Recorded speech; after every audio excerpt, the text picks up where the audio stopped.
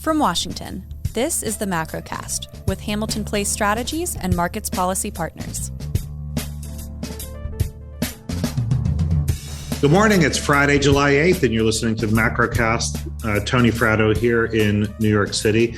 Matt McDonald, who's usually with us on Jobs Day, is not with us today. John Fagan is not here either. Brendan is.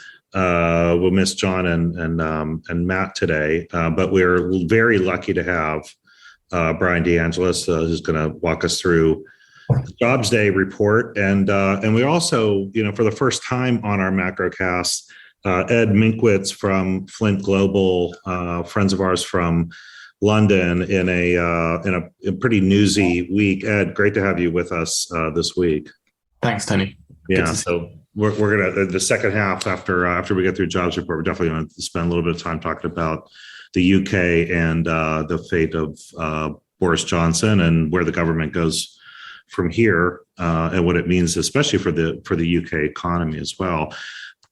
Awful news overnight as well with the assassination of former Japanese Prime Minister Abe, someone who we have spent a lot of time on the Macrocast talking about over the years with Abenomics. He's the longest serving Prime Minister in the history of Japan, and a really remarkable person. In fact, he stepped down only because of health concerns.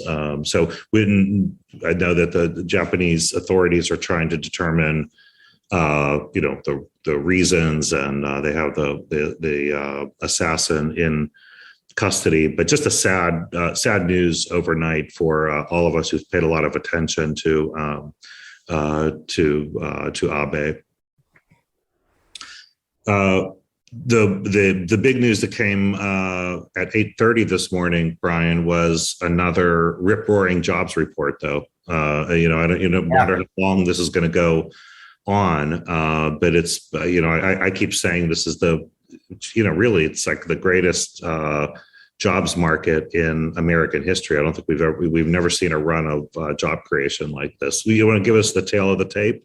Yeah, absolutely. It is really impressive and comes at a time when there's a lot of discussion around whether we are heading into a recession or already in a recession. And I don't know, at least to me, this report might suggest the Fed's going to pull off their soft landing. But headline numbers, another 372,000 jobs in June. This is in line with right where we saw May and April. The unemployment rate is staying the same at 3.6%. I think some of the big kind of takeaways is private sector has completely recovered from COVID. They are now above where they were in 2020, February 2020. If anything, it's the government side that's lacking a little bit at about 664,000 lower.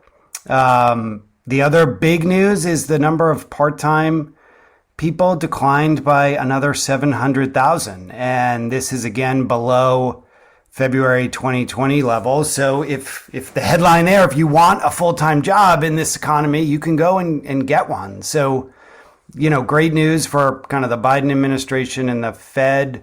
Earnings are starting, hourly earning increases are starting to slow a little bit, which might suggest that what the Fed is doing is working, or at least showing some good signs. But overall, just a pretty strong and great report. Yeah, it's hard to find anything to pick out in the report. I mean, we have, you mentioned workforce participation.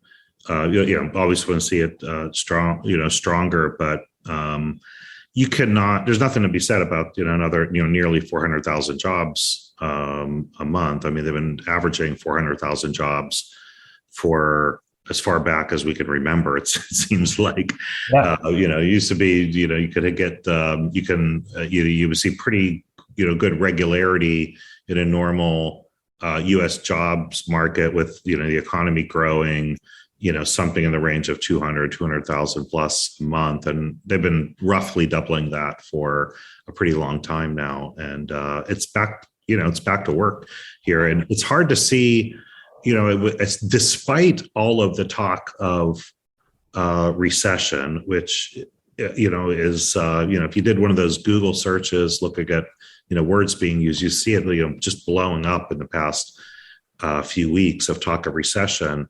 It's just hard to find signs in the data that this type of job market. Yeah, it's now it is true that like you can go back if you go look at just go and chart recessions. It is true that you will have peak employment right before the recession. Right. So like that is a thing. That does happen. So sometimes it is the last thing to go. It's just such a different economy, though, when you look at it out there. I mean, it's not just that jobs are, job creation is really high. It's just that even anecdotally, I mean, it's you have job shortage, you have job openings is still at really high levels also, and you're not seeing layoffs anywhere. So it doesn't even churn. Yeah. And you're even seeing people coming back. I mean, the number of people who teleworked last month dropped compared. I mean, people are coming back into the office, they're getting back into their jobs. Like I mentioned before, if you've been working part-time, you can get that full-time job. If we really dig deep and get picky, there's a slight uptick in the number of people who can't work because their business is closed due to the pandemic. But, we see this a little bit downtown DC. I mean, I think some of these, smaller restaurants and others are kind of flipping over, but it's sort of one coming out, another coming in. So it just seems like some churn in the economy, but it's on the job side, it's just humming along like a machine. Yeah, there's a huge disconnect. So I think the survey data is actually kind of inaccurate now. Consumers, if you ask how you're doing, people are very dour, and especially because inflation is somewhat higher. But MasterCard just put out their July spend data, and people are out spending as much as they have been pre-pandemic. Yeah. So the people's take on the economy does not coincide with how they're behaving personally. And also one of the problems too is to have a recession, you do have to have 2 consecutive quarters of negative growth, but you have to have a lot of other stuff too. You have to have negative job growth and things like that. We also measure our GDP quarter over quarter annualized. So we're also coming out of the pandemic where we had, like 20% growth. So we were always going to slow down. So the fact that we slightly dipped to negative is kind of irrelevant. The year over year numbers are still around 3%. The economy is not in, a recession state right now. Yeah, I know. Even it's because of that. Phenomenon, right? With in the period that we just gone through, I actually don't even feel like if we had flat to even slightly negative growth, even if it's for a couple quarters, right? I still truly, it's in a lot of ways, I'd be surprised even if the National Bureau of Economic Research in their, the recession dating business cycle dating committee, if they actually call it a true recession, because we'll see. We're not there yet. I mean, I think I actually think we're going to see growth in this quarter and the next quarter, and so it's still hard to see where a recession is. I don't think they will because of exactly the data we just got. The labor market is too strong and wages are too strong for us to say we're in recession. Yeah, and also people keep talking about the 1970s. Do you know what a barrel of oil was in 1970? In today's dollars? No, just in nominal. It was $3.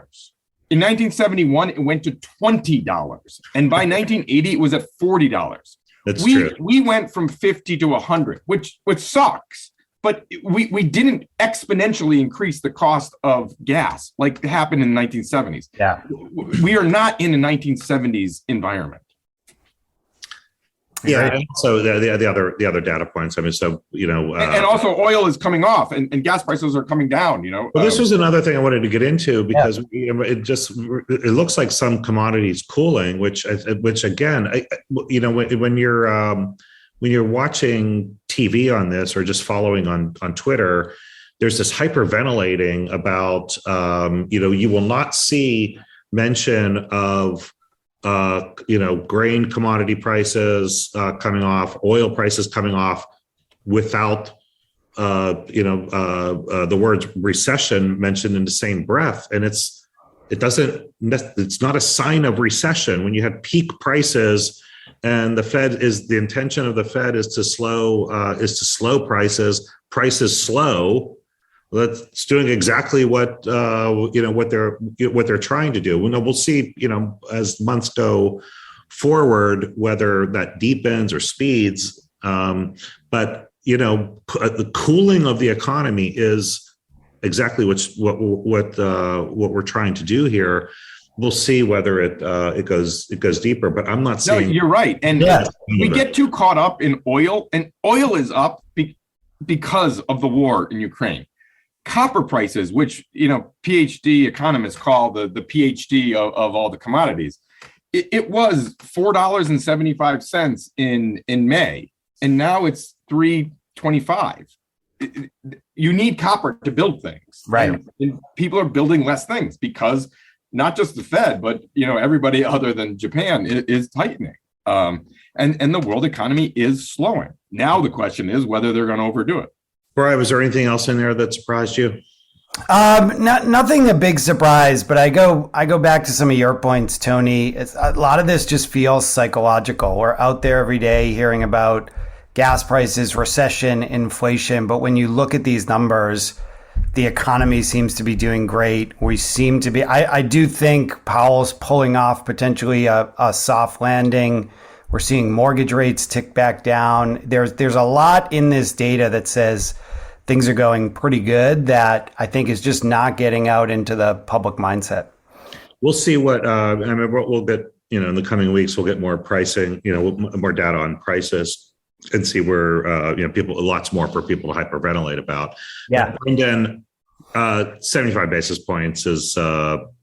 Nothing is telling us that we're not going to see 75 basis points again for the next time the FOMC sits, right? Yeah, President Bostic was on CNBC and said, it's fully priced in the market and it's baked in, so I guess you might as well do it. The question is the September meeting now. Right. Agree. I still think they're going to go. Especially if jobs numbers continue at this pace. I think they're going to try to get get above 3% as quickly as they can. Yeah. And then that gives you the runway to then slow down a little bit in the second half of the year and see where things go. Yep. Great. All right. Let's take a break here and come back and talk to Ed Minckwitz about all the drama. At number 10 this week. You're listening to the Macrocast. We'll be back with Ed Minckwitz. On the first Friday of every month, HPS analyzes the latest jobs and labor market data in a digestible format. Sign up for our reports at hamiltonplacestrategies.com or on Twitter at HPS Insight.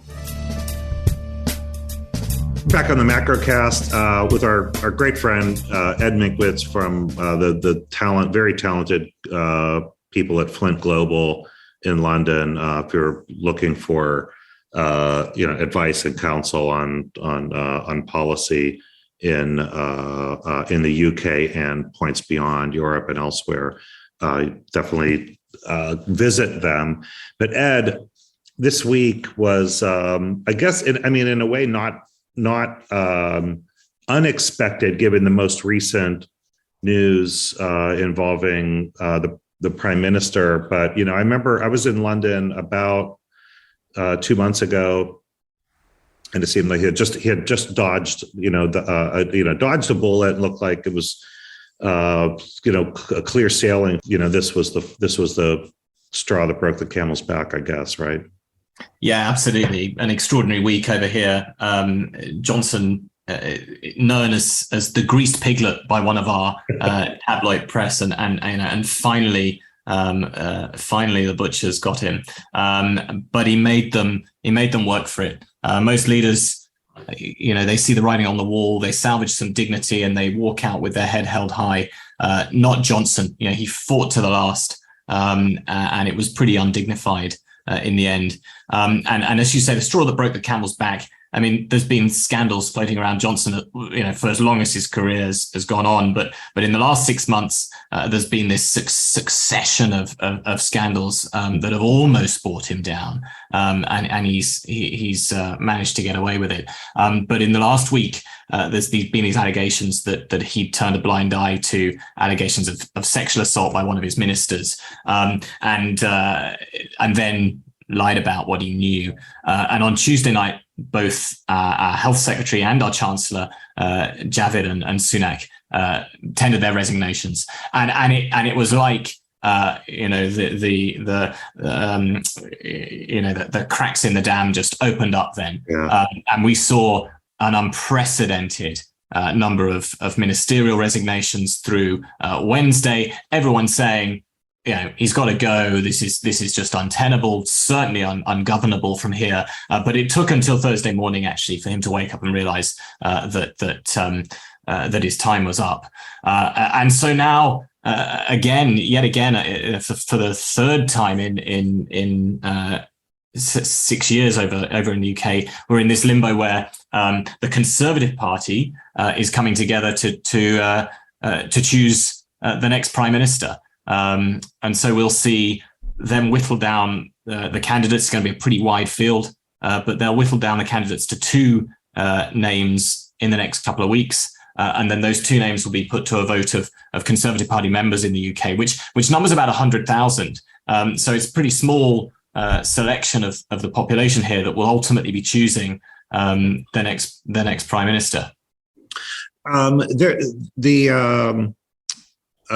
to ask you before we let you go today, who you think that the last two will be. But before we do that, obviously the personal scandals around Johnson were, significant, right? And the partying during lockdown COVID, and the report that came out was pretty damning. And then, as you mentioned, the most recent one overlooking the sexual allegations of one of his appointees. But did the economic situation did it play any role at all in feelings about this, or was it pretty exclusively on his personal ethics? Yeah, look, I do think it has played a part because it's changed the context. And the light in which people have been able to have looked at Johnson. As I said earlier, Johnson has always, he hasn't changed, right? Right. The thing that it's a feature. It is, and it was what made people love him. It's why he's one of the very few politicians in the UK with first name recognition, and it's why he was so successful in supporting Brexit, getting people to vote for it, and why the Conservative Party in the first instance was prepared to do the Faustian Pact with him, so that he could get them the election majority that he won. But the golden thread throughout everything he does is this exceptionalism, the idea that rules don't apply to him. And he was always campaigning, always the showman. But what he's shown actually as Prime Minister is that although he had this huge majority, this huge nominal power, he didn't do an awful lot with it. And as the economic picture has darkened and families in the UK are really struggling at the moment, asking the question, can you move beyond all of the scandal, all of the showmanship, and actually knuckle down to some serious governing? The answer was palpably no. And people, so I think the appetite to put up with the Clown Act just diminished. There was also underlying the scandal some pretty big policy differences. Johnson's instinct, and this will be borne out in the Tory leadership campaign, actually, this tussle between broadly the right and left of the party. There is a faction in the party that is believes in the sort of small state, low tax, conservative idealism. And Johnson was attracted by that. He wanted to cut tax instinctively. And then there's this more pragmatic, realistic faction, I would say, that sees the world as it is and says, we don't have the headroom at the moment to be, making huge tax cuts. There's a debate going on about whether tax cuts are the route to growth, or and you'll be familiar with all these things. But these is heard of that one. Yeah, this is going to be absolutely fundamental to the leadership battle we've got coming up in the next few weeks. Yeah, you can. I like cutting taxes too, but cutting taxes in the face of inflation, it's probably not the right way to go. It's not known. Stimulating the economy in the face of inflation is usually is not a good recipe. Well, I think people want to see your policy responses as part of a broader plan. It's not good enough to say. I mean, even sort of people who are not immured in macroeconomic debates, normal people get the sense that it has to be part of a vision, and it's not good enough. It wasn't good enough for Johnson just to say, "I want to cut taxes." People wanted to know, okay, but what's the plan? Because there was an instinctive sense, as we saw in 2010. People understand that you can't spend above your means indefinitely. No, I think that's right. Right. And then before I get to your predictions, Boris Johnson doesn't go away, does he? Right? I mean, he is still an attraction. The show goes on even if he's not there, in some ways, don't you think? Yes, to some extent, I think that's right. He'll always be a part of our body politic and a big draw. He'll always have a following. I do think that the manner of his departure and the ignominy of this week may well have made it easier for his successors to slightly repudiate his brand of politics. I think we might see quite a few of the candidates say, look, it's time for grown-ups, sensible, sober plans to tackle, we've sort of touched on the legacy of COVID, cost of living crisis, obviously Ukraine as well. Of course, in the UK, we've also got Brexit to deal with. So it's not like the in tray is empty, right? So not at all. Yeah. Now, look, you might be right. You may have, you guys might have, higher standards for that than we do here. Maybe I'm just being colored by the fact that ours doesn't go away. Right. So. Yeah, but I'll be shocked if we don't see him commenting on TV and writing a column again. Definitely. Right? Definitely. Yeah, he's already got the advances on the books, I'm sure. I'm sure, right? Yeah. Can I ask about the those last 2 points? Johnson, I think, credited with a lot of strong leadership on Ukraine, and some of that's the UK in general. And Brexit, I imagine the tensions there don't get any better, maybe even get a little worse in the short term as you're in this kind of interim period before the next leader. Yeah, I mean, I take that last one first. I mean, the Brexit question is really interesting. None of the candidates are going to feel the sort of personal, visceral need to vindicate Brexit and own Brexit in the way that Johnson did. It was so integral to his offer to the public here and to his political success that he really couldn't give any ground on it. I think most of the candidates that look like they're at the front of the running are at least marginally more pragmatic, economically realistic, and I think more inclined, all of them, to realize that the only sustainable solution to Brexit is a negotiated one.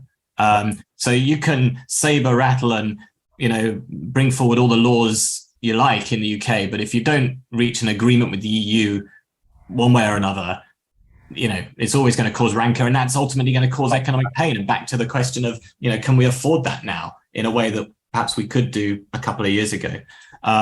So I sense, but where you're right is that it's going to be at the heart of the leadership battle. And anyone that wants to win enough of Conservative MPs to get over the line is going to have to make some pretty hard commitments to some pretty hardline positions before they can then take office.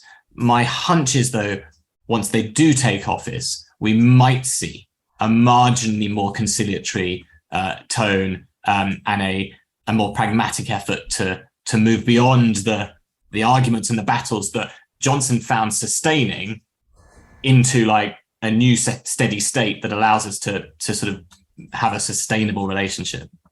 Yeah. And that speaks to your point on the world stage, because, you know, Johnson did have a brand. You know, he did manage to, you know, he was known in the world before he became prime minister, had been foreign secretary, and there was awareness of him. I think the next person is not going to have that. And so they are going to have to work quickly to build that brand and to build that sort of global reputation. And the Ukraine is surely where they'll start. They'll redouble on Johnson's legacy there. I imagine they'll instantly seek to reach out to Zelensky to retain the UK's status as one of the sort of foremost allies and contributors to that effort. And there are actually quite a few candidates that have either been foreign secretary or, you know, have foreign affairs experience and you know, well positioned to do that. All right, Ed. Who's it going to be? Who's it going to come down to? Handicap some of the top potentials for us. Yeah. Look, I mean, my broad instinct at the moment is, given how quickly the parliamentary stage is going to be, they're going to have a good number of MPs already lined up. Rishi Sunak does that, has got a parliamentary following already. I think that I think Sunak will be in the final two. I think who he fights in that final two is really up for grabs between Liz Truss, Jeremy Hunt, Tom Tugendhat, Sajid Javid. But yeah, Sunak at the moment, I think, probably stands the best chance. And tell me the timing again on this again. Absolutely. So it will be formally announced on Monday, the exact timeline, but roughly MPs will whittle the candidates down to the final two in the next 2 weeks before our parliamentary recess, which is July 20th. And then the vote of the membership will take place in the 4 to 5 weeks after that. So I think they will aim to have a new prime minister in post for the beginning of our new parliamentary term, which I think is 5th of September. Yeah. So that'll be the rough timeline, I think. Well, we'll be watching, and maybe when we get to that point, we'd love to have you back again to think about what it means when the party gets to that point. Yeah, indeed, happy to. Brandon, what are we looking at next week? So we got our jobs data this week. Next week we get our inflation. So both the CPI and the PPI prints, and then also retail sales. So we get a sense of how much prices are going up and how much people are still spending. Yeah, it'll be a good barometer, I think, especially given the jobs report this week. My expectations look, prices I think are they may come off a little bit, but I think we're still going to see them elevated for a while. Yeah, so gas prices have started to come off in the last couple of weeks, but that really won't be captured in not this enough report. to feed It'll be it. in the next report. Yeah, exactly. Be doing my kids back to school shopping, so I'll do my part on the retail sales. You know, you can always buy. You could buy overseas right now. Ed, we're looking at we're near parity with the pound right now, parity with the euro. I mean, I think you should be importing your kids' notebooks, pencils. Yeah, exactly. It's great deals. Love it. Follow up, Ed. Okay. Guys, thanks. Bryan, thanks for joining us on Jobs Day, pinch hitting for Matt.